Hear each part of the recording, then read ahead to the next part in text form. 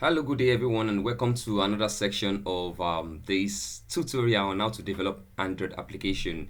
In the last class, we looked at how to design this beautiful looking login screen, and today we are going to actually make that works perfectly fine. All right, so we are going to go through the process to make this login page to actually log user into the page. Actually, this is supposed to come second. That is, we have to have a particular registration page first, but I'll create a tutorial on that so that you'll be able to register users. After users are registered, they can actually log in. But let's just continue to this part of the project so that we conclude on the login part, then we'll move to the registration part.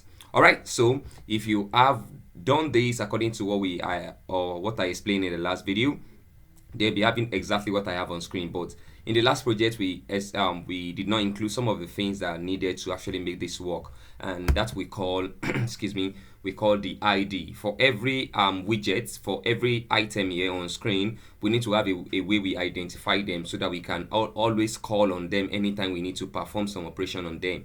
So by just typing ID in the particular section, you have this Android ID @+id/ whatever name you want to give it. Since this particular field is going to be having email, I'll just use ET email, and for me ET means edit text field for email. So in that way, this area is noted to me that this will be for email. So I'll go to the other part, which is this password area.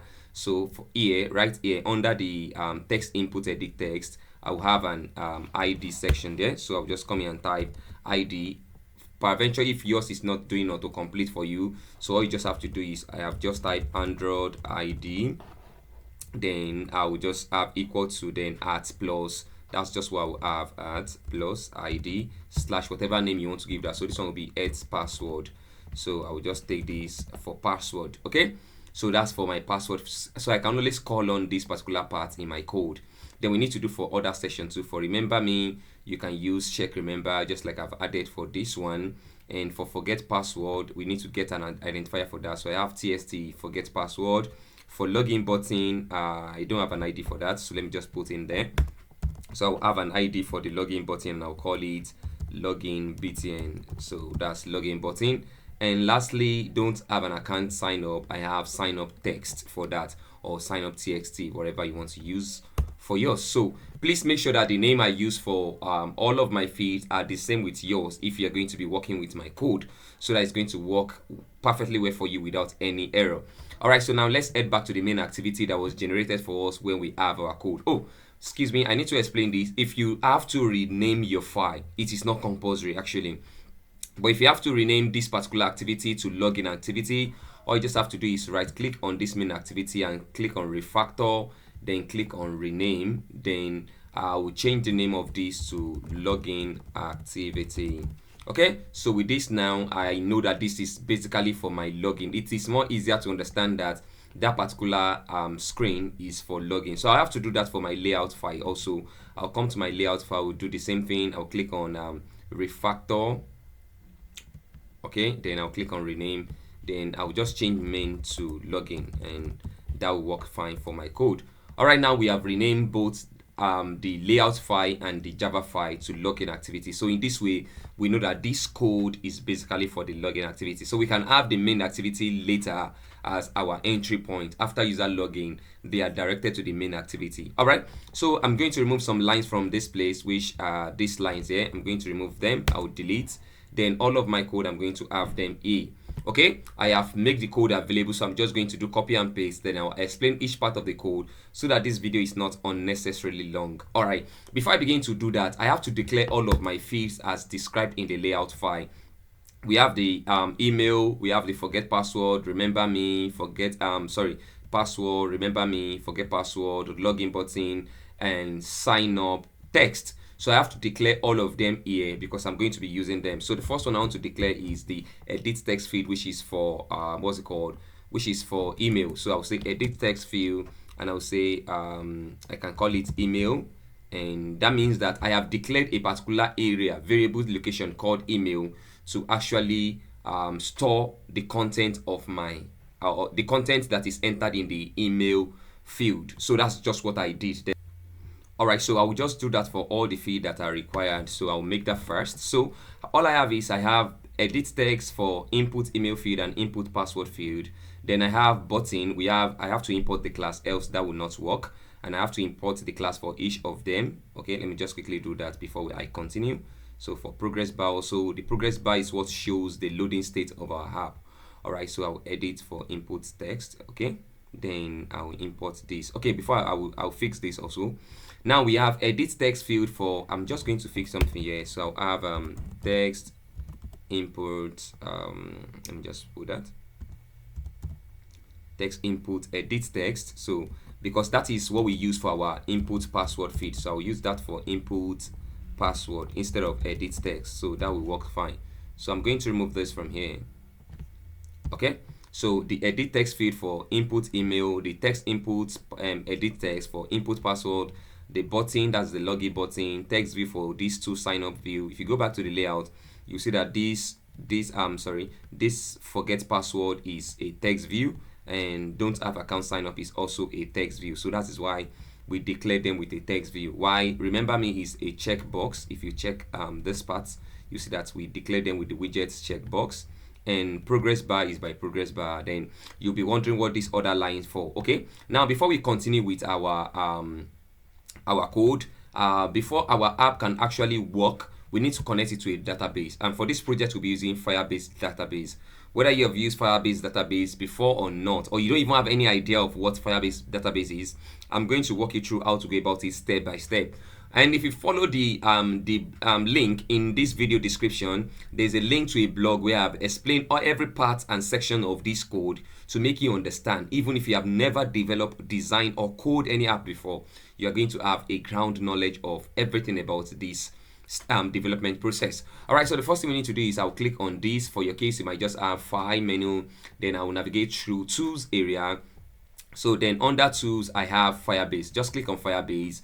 Then you have the Firebase assistant panel open towards the right. Just scroll up and look for Firebase authentication. Under the authentication, we are going to be using custom. For you, depending on the version of Android Studio you're using, you can see authenticate using email password. Just choose that. But for me, as you can see on this list, I don't have that. So I'll just say authenticate using custom authentication system Java. Please make sure that your internet connection is turned on. Make sure that your system is connected to the internet, because this is going to add some dependency that are required for you to be able to use Firebase. If I go back to this place, you will see that when I hover over this, it's saying create this class because it's definitely not available. We don't have the dependency. And you can see say add dependency that is required for Firebase authentication. So that is why this is showing in red. So we need to add this to our project by saying add this Firebase authentication before this can actually work.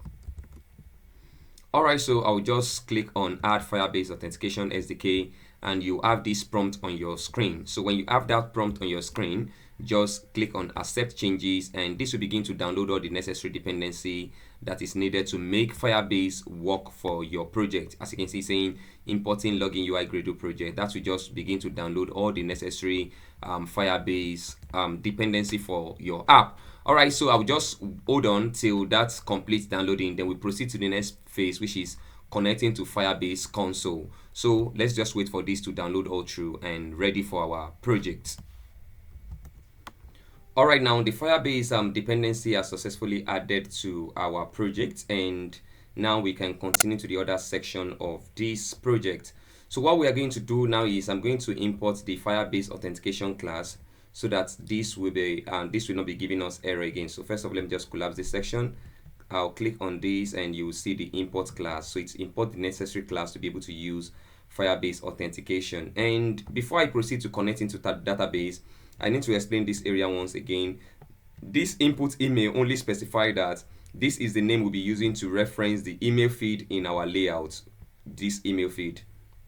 Okay, so why the input password shows mean that this is the name we'll be using to reference it. You can change it to anything. It doesn't actually mean the name you declare here. No, I'll show you where we need to declare that. All right, so before we go to that, let's click on this connect to Firebase option. So I'll click on connect to Firebase, and that will begin to load the page. Okay, so we have this page show up on your browser. It will automatically open on your default browser, so just wait for that to fully open. All right, if you are yet to sign up, it will ask you to actually create an account. As for me, I have created an account already, and that is why you are not seeing that. So I've created an account, so I am logged in. The only thing I need to do is create a new Firebase project, and you can see I have created so many projects with Firebase. So just click on create Firebase project, and if you are yet to create an account, just create an account with Firebase, then you have this screen. Okay, so I'll click on create a Firebase project. I'll call it the same name as my project. I'll click on continue, then sorry, I need to go back again. So this is the interface you have to connect your project to database. If you're using Firebase for the first time, you'll be faced with this kind of screens. Just click on create project, then you have this screen which will ask you for the name you want to give your project. I will leave this as usual or just as it is, login UI. Then you'll be asked to continue. Click on continue. Then you have this section. This is optional whether you want to enable Gemini in Firebase so that it can help you with some code or some tweak. You can decide to check this or not. So just click on continue, and when you click on continue, it takes you to the next page, which asks if you want to add Google Analytics to your project, which give you event of how many users are simultaneously using your account, or how many users use the account per week, per month, and all of that. So just click on continue for that also. Then on this part, it will ask you if you have selected to use Firebase reports, which was on that analytics on the previous page. It will ask you to select an account. Or for you, actually, you might not have an account, so you might need to create a new account. So I call that login UI, and I click on save. Okay, so you know what I did was create an account, then I give it a name, then that was login UI. Okay, so then you don't need to do anything here and any other place. Just click on I accept. Then after accepting, just click on create account. So just click accept and create an account, create project, and that will begin to create your project for you. And when it is done, you'll be redirected to the next page. All right, let's wait for this to load up.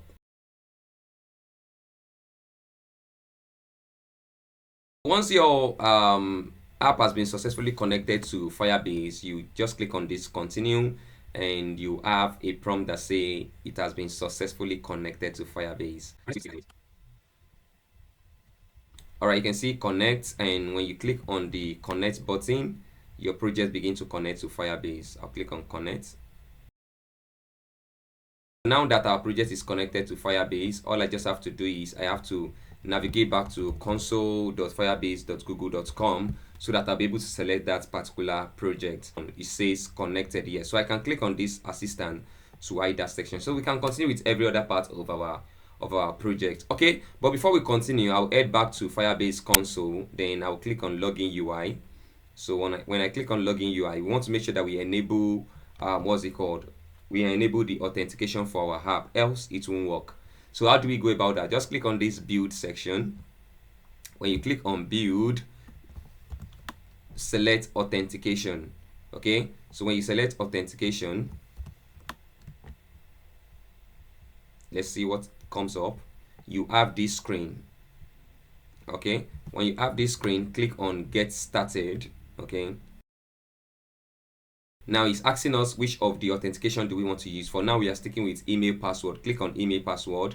You have the user section, you have the sign in method, so you have to activate one of them that you actually want to use. So I select the email password field, and I make sure that I enable this. If you want them to use passwordless signing, that is, they just have to enter their email, you can enable this, but that's not ideal. I don't want to use that. So just click on save. So once you click on save, now authentication is available for your app. We will come back here later, but not now, because we have not built the sign up screen, and we are going to be manually adding user login record and see if that log us to our app. Right now, let's return back to Android Studio.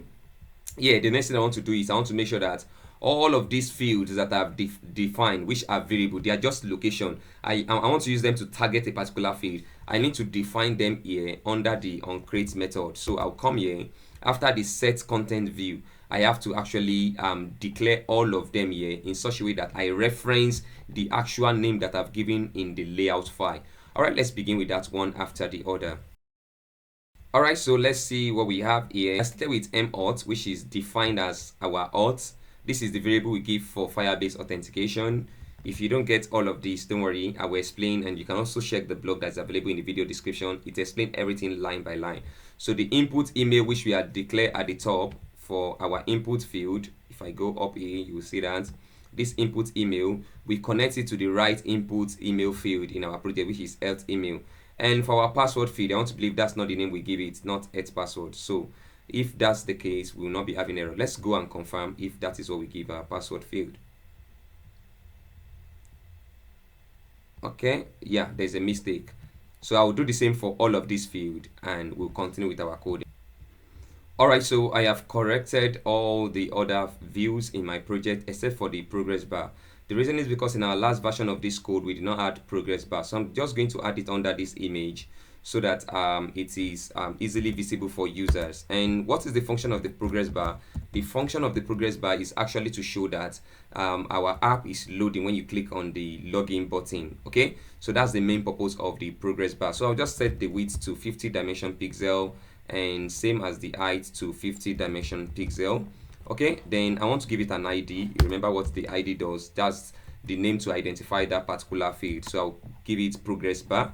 Then another thing I want to do is, you see that it is not really visible. In fact, I can't even see the progress bar, it's not showing.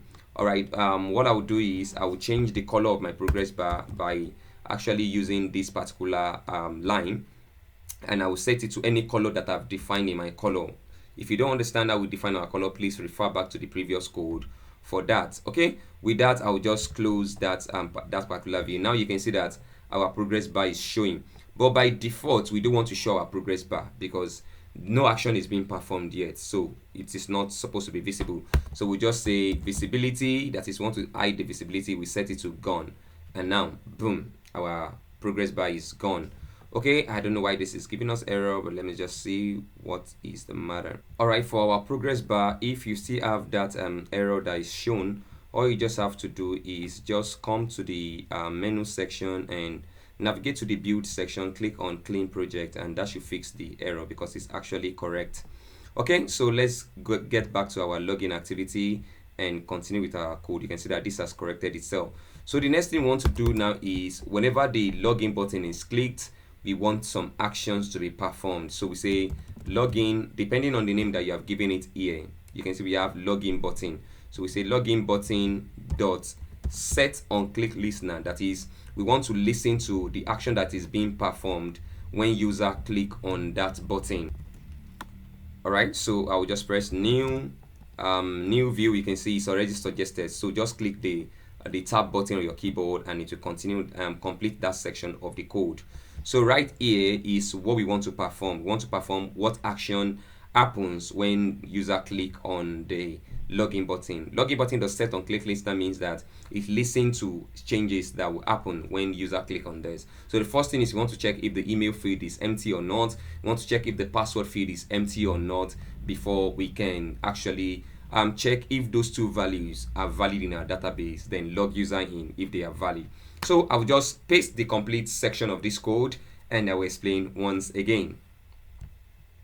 So now I've posted the complete complete code for our login screen, and we are going to have some errors which we'll fix together one after the other.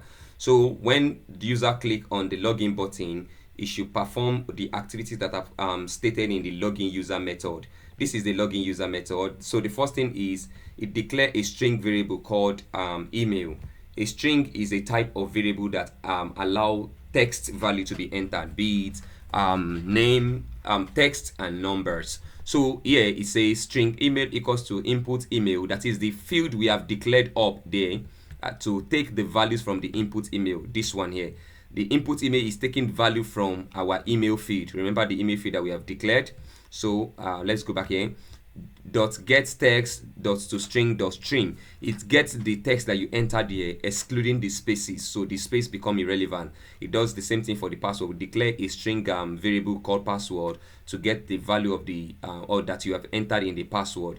Then to validate our input, we say if text utility is a kind of utility in Android that is used to actually query the input field. So we say text utilities dot is empty email, that is the email must not be empty, else if it is empty it sets an error says email is required. Okay, that's for the email field. Then we validate the password field also to make sure that it's not empty. Then if it's empty it gives us this error here. Okay, now let's proceed towards the bottom part.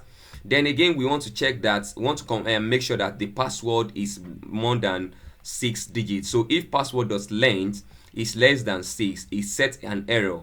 Password must be at least 6 characters. This means that you have actually entered email, you have actually entered password, but your password is less than 6 characters.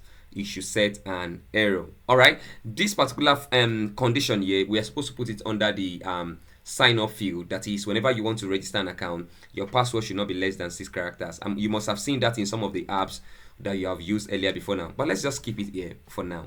Then when we get to the sign up page, we explain better. All right, so if all this condition is true, then the progress bar should show. Remember, we set the visibility to gone before, so now when these conditions are met, the progress bar is visible. Then it begins to roll, which means that it is loading.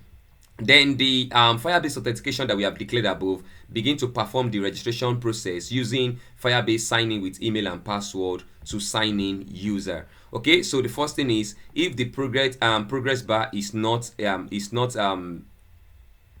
it's not invalid, then it should hide it because now the operation has begun. Then we say if task is successful, Firebase user, which is one of the Firebase dependency that we use in performing user action to actually begin the process. Sorry, so I have to just import all of these to make them work for my project. So just hover over them and click on import. Then you see that this is showing error because we have, after successful login, when you say login is successful, we want to move from this login activity to a new activity called main activity. So for us to have that, okay, I want to see if there's no other error here. So there's no error, so let's quickly create a new activity called main activity. I'll just now click on this, right click on this area here, then click on new, then select new activity. Don't forget empty views activity. Then you can see it's already having main activity because we don't have any other main activity there. So I'll click on finish. So after I click on finish, if I navigate back to the login activity, you'll see that this error is gone. Yeah, we have completely set up our login screen and it is perfectly working. But now the only problem is that we don't have any detailed of registered user. We have not registered any user. So for this first phase, what I will do is we will manually create a login details, and all you just have to do is, after creating that, is come to the file menu, navigate to the build section and click on generate. Okay, no, just use build apk. Then after building apk, is going to, let me just click on build apk so that you will see after it's built, it will show you the directory where you can copy that file. Copy it to your Android phone and try to log in. Then you will see that it will navigate it to the what's it called, to the main activity. The only thing to show is what you have in your main activity, which is just hello text. All right, so before we finalize on this, let's quickly head back to our browser and we are going to manually add user. For now, don't worry, we are going to create the sign up screen that allow user to be able to register. So I'll click on add new, sorry, not new provider. Okay, so I'll just want to come back to users, under users. Okay, so I'm going to add a new user. So let's just add user manually for now. So whatever email you want to use for that user, so I'll just say bf user, beginner focus user at gmail.com, or whatever domain you want to use, and my password is going to be 1234567 8. Remember, we've stated that our password cannot be less than 6 digits. So just click on add user, so the user will be added to our database.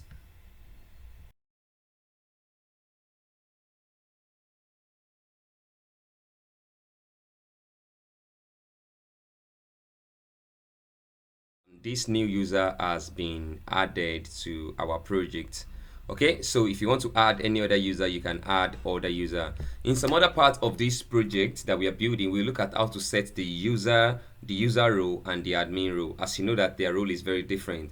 User can only have access to what is on the app, and admin will be able to make some modification, remove user, add user, set rules, update user record, and all of that. So now that we have successfully added a new user, let's navigate back to our app. That will work beautifully fine. And if you have any challenges during the course of this video, please just feel free to drop your question to me and I'll do it to attend to them. After this app has successfully built, you are going to be shown the directory where this project is built. So I need to show you that before I say goodbye. So let's just wait for that. Then we can conclude on this for today.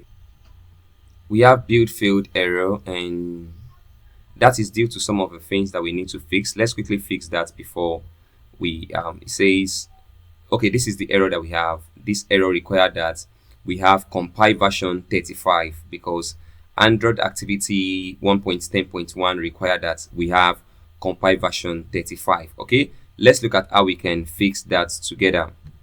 So what do we need to do? I'll just need to come to this Gradle part and select Gradle mobile app, then change my compile SDK to 35. That's just all. Then I'll click on sync now. So once I do that, I will not have that error once I rebuild my project again. All right, now our project has successfully signed. So let's go back to that section, file manager, and let's rebuild our app to see if that problem shows or not. All right, so you can see we have a successfully built project now. So just click on this locate. It will tell you where your app is. So just rename this to anything you want. I could just call it login app for now. Login app.